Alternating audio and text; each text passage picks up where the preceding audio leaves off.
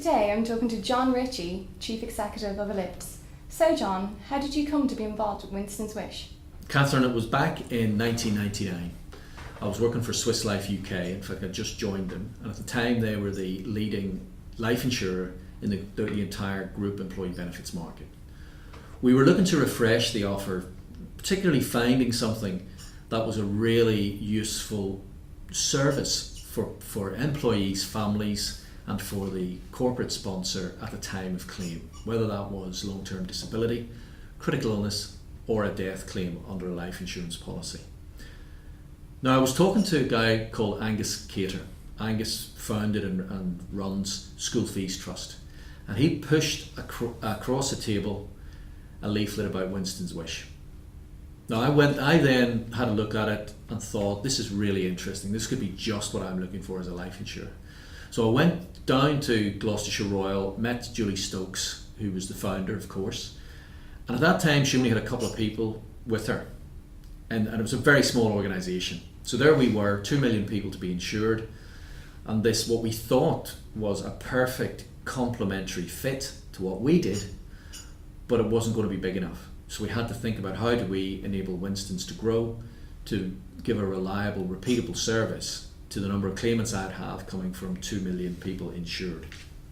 Now, Julie had been away on a Winston Churchill travelling scholarship, and she harvested best practice around the world and brought that back to the UK and started Winston's Wish. Winston's itself is now a global leader in terms of this work and this model. So that's how we found each other. Now, we just felt that the combination of the money from the life insurance contract that the employer sets up and the emotional and practical support that Winston's gives to families was a very complementary mix. The strapline for the campaign was more than a check, and it worked incredibly well for us. How does Ellipse support Winston's Wish? Well, now we have Ellipse. That came from Swiss Life leaving the UK market. I rejoined Munich Re Group, and after a couple of years I started a project to design and build a digital era group risk insurer, and that's Ellipse. We're roughly 4 years old now. Now, in building Ellipse, everything was up for grabs. The way we handle all stages of the process, everything was to be deconstructed and reconstructed, but there was one thing that we were determined not to change, and that was referring our families that have a death in our policies to Winston's. We have just completely replicated that method and that process in Ellipse. Now, what we do is whenever we have a claim, we hand on details about Winston's Wish helpline to the sponsors and the administrators of the scheme, and we want them to hand that on to the family where the employee has died, so that they can get in touch, see how the helpline works, just to access the guidance and the services of Winston's. What we also do now, how does that work? It's actually £100 for every death claim we have. Frankly, we think it's pretty unethical for organisations, commercial organisations like ours, to hand people on to not-for-profit or charitable organisations to access a service that charity provides without sending some funds.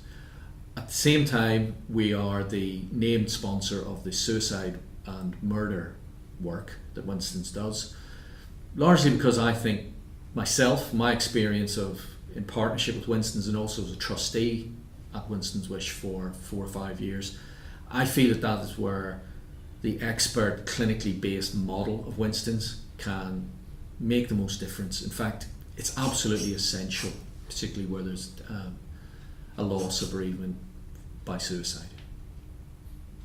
What do you think a broader involvement between Winston's Wish and the life industry would achieve for both sides? Well,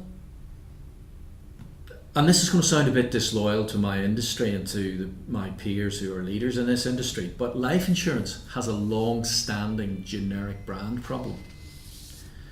we've managed somehow over the years to slightly lose touch with our purpose. And what I found in my personal contact with Swiss Life as a trustee and at Ellipse is that Winston's work reminds me of what we're for. It's very easy leading a business like this to be obsessed with the numbers, the new business, the profit margin, the return to the shareholders, and that's natural enough. But truly great businesses never lose touch with their purpose. And what we found at Swiss Life was that our involvement with Winston's made what we did in providing the catastrophe cover, if you like, and supplying the money to families, that became more human and more direct and less intangible because of the work that we did with Winston's. The other thing that Julie taught us was what we do is we protect families. So she started talking about Swiss Life families, and we never really thought about it like that. We thought about schemes, corporate buyers, members, employees, claimants. But what we're actually doing is protecting families. So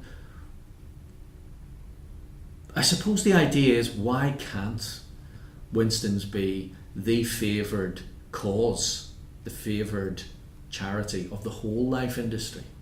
We just, we're a small new company. So we think we're doing our bit with the explicit sponsorship of the murder-suicide work, but there are lots of other different programs within Winston's that could have their own life sector sponsor.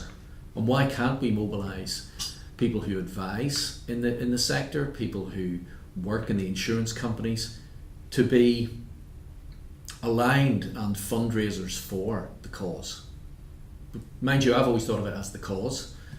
I think my loyalty is to the cause more than any one particular organisation. So if that's how I think about Winston's Wish, why shouldn't I think about the life industry in the same way? So that's what I'd like to see.